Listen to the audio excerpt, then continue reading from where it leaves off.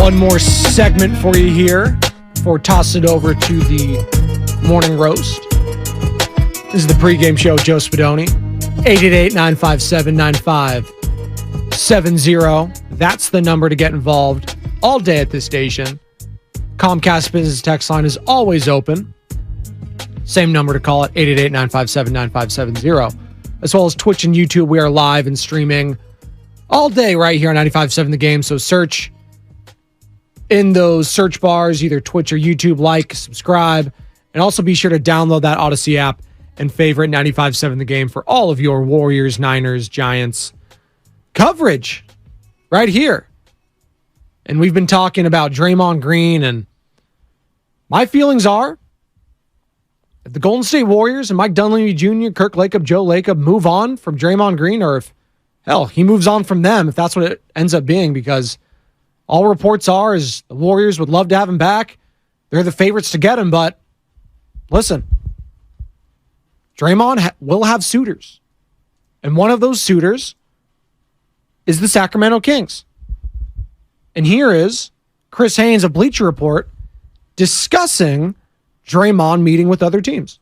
This is what I will say. Although Draymond is expected to return to Golden State, I was told that Draymond and his agent, Rich Paul, are very open to meeting with other teams during the free agency period. And if that is the case, that could definitely throw a wrinkle in to the situation if Draymond Green were to leave Golden State. And here's Brian Windhorst of ESPN discussing the Sacramento Kings clearing cap space to go after Draymond Green. Kings can now go hunting for Draymond Green if they wish. And that would be extraordinarily interesting because it is the exact type of player that they need. Exact player they need. With that dance music, I need Wendy to be dancing to that next time.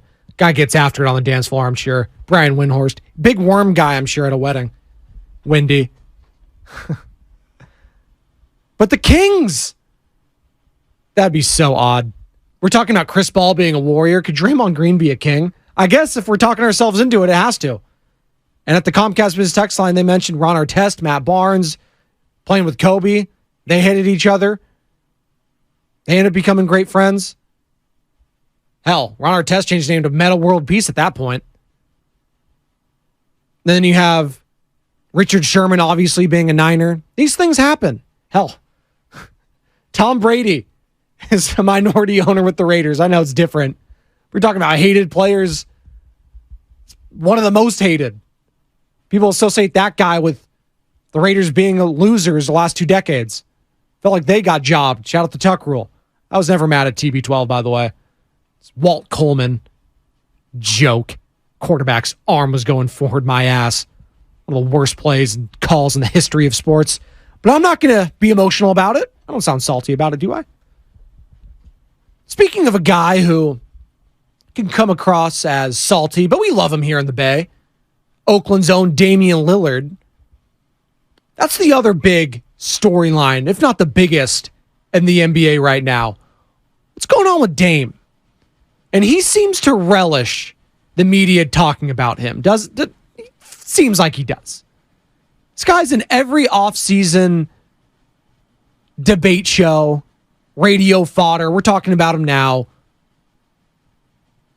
Where's Dame going to go? How long can he stay loyal? This team's never going to win. That's the conversation that feels like is never going to die.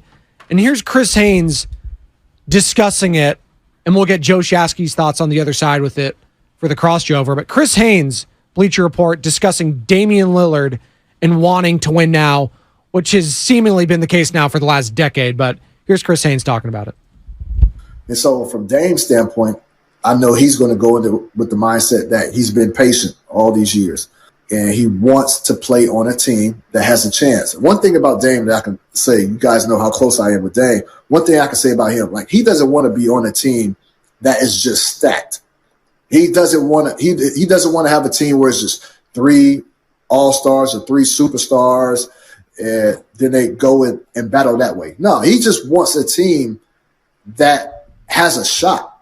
And if you look at the teams that he's been on all throughout his career, he's never really had a shot. And now Joe Cronin, I believe Joe Cronin just finished his second year as general manager. So this is a different regime, but they're kind of selling the same or going over the same talking points. And so Dame is trying to give the organization time to come up with something. That's all Dame is asking for, come up with something. He doesn't want to go younger. He wants to get older. He wants to get older with proven veteran players. He wants to win now. Chris Haynes of Bleacher Report there discussing Damian Lillard wanting to win now. And Dame, you didn't win because the Warriors were in your way the last decade. I mean, that's just the rat on the table. Shout out ATCO, ATCO, Pest Control, Joe Shasky. Go to ATCO for all your pest control needs. I feel like I have to do that because now it's Rat on the Table sponsored. So I'm afraid if I don't do it, I'm going to get in trouble. So there you go. But that's the rat on the table when it comes to Damian Lillard not winning. It's because the Warriors were in his way for the whole decade. He had good teams. Like, they got to the Western Conference Finals. Him getting to the Western Conference Finals with McCollum and Nurkic and all, like, that's a hell of an achievement. And they had, double-digit leads in every single one of those games. What was it, 2019 when they did that Raptors run? So they had double-digit leads. They ended up getting swept. But it was a great accomplishment. Dame, just say that you're tired of losing and actually want to win on a championship-type team. It's okay to say that. People aren't going to job on you like, see, he's not loyal anymore. You're there for a decade plus. Like, come on, what are we doing here? You really going to get that offended by Twitter and Facebook for saying, see, he's not loyal? This whole thing is stupid. I totally agree. You know me, I'm damed out. Yeah. Been damed out for a long time. I think he's a very, very good player. Yes. I think we dramatically overrate him. And just in general, the basketball fan. He plays zero defense, doesn't really elevate others around him. And then here's my biggest knock on him. Dog, if you're in a toxic relationship, get out. Yes. Get out. Get out. I'm sick of hearing it. He's the guy that complains about his girlfriend nagging him 24/7 and then refuses to leave him. Yeah. And it's like, again, to your point, everybody's leaving everywhere. And, but I'm going to stay. And then just be a malcontent the entire time? To be honest with you, the two of them need to break up. Both the Portland Trailblazers need to reset this thing and stop faking the funk. And Damian Lillard needs an opportunity to either win or shut the hell up because I'm so sick of it. I'm sick of it too. And he's like, you heard Chris Haynes there. He's like, well, he's given the organization time to build a win around. I was like, the organization has the heir apparent already. It's Scoot Henderson. So if anything, this is the time to tank for someone that could pair with him next season, see what you got in Scoot, and move on, to your point. And you see Miami, they're a team that's kind of sniffing around, stuff like that. And I think that'd be a perfect marriage to it, right? Here's the problem, though, with Dame. This is the problem. Dame immediately came out and started, super teams. I ain't going to be recruiting people. That was weird. And it was like, dog, that is the job of a franchise player in the NBA. Yeah. It's to buddy up and bring people to you. Isn't it ironic? No one wants to team up with you. Alanis Morissette. There you go. Like, no one wants to team up with him except maybe... You know the other guy who did that? LeBron? Derrick Rose. Derrick Rose said the exact same thing in Chicago. It's not my job to recruit people. Well, then you're going to be on the outside looking in. It's true. It literally is your job. You don't think Derek Jeter's job was to coerce people to want to come to the Yankees on the side. You don't think that Tom Brady's job was to coerce people on the side to come to the New England Patriots. Oh, that's all it was. It was him, hey, dude, take a pay cut because we're going to win a Super Bowl. That's what I've been doing my whole career, so you can do it. Yep. Name the generation, name the superstar player, name the winning team that didn't have somebody at the front going, come join us. Nobody's like, nope, don't want more talent Michael around me. Jordan literally talked about in The Last Dance. He's like, we need to go get Dennis Rodman if we want to win more championships. insane. Like, that's what he's doing. There's no nobility in being some guy like, I'm going to let the team do their thing. Kobe's like, yeah, go get me Powell or I'm leaving. Like, that's what happens. Yes, we revere these guys. Like, and I'm sure Dame does. He reveres the Jordan and Kobe's, the guys that stuck with their teams the whole time. And I know Jordan was a wizard, whatever. But you stick with these teams the whole time. Yeah, but those guys made their teams go out and get the studs. 100%. In all due respect, you're in Portland. It ain't happening, man. You're not getting anyone up there. Unless you are a Kobe or a LeBron. And LeBron did that because he was in Cleveland still, but he was LeBron. And you ain't that guy. Imagine looking back on your career and going, God, thank God I was loyal to CJ McCollum and Nurkic. Oh, God.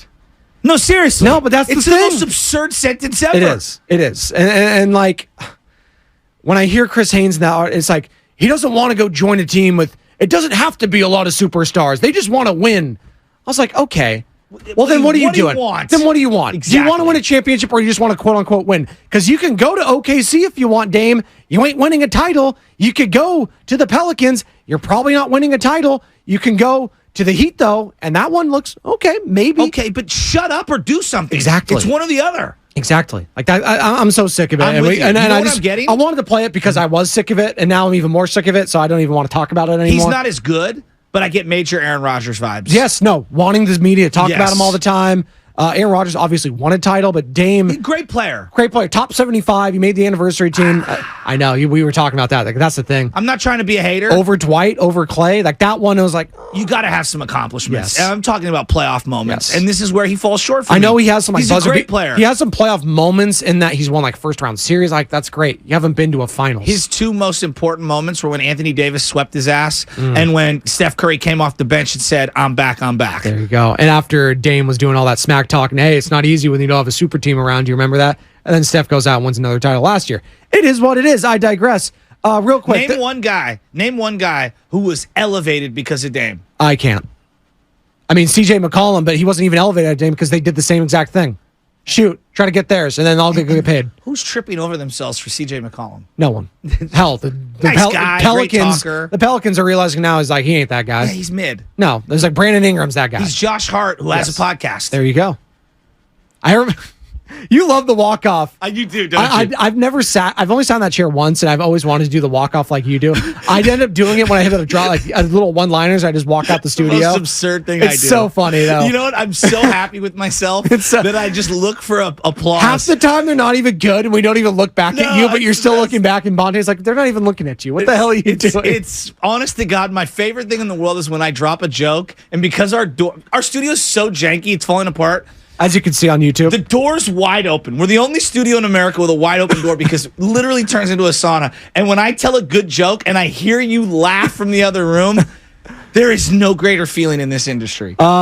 Maybe this is a better feeling. Brock Purdy in Jacksonville, he's throwing, Joe. I mean, What do you make of that? This is what I make of it. Wake me up when I see him at practice. There you go. Morning roast next on 95.7 The Game. You're listening to 95.7 The Game, KGMC.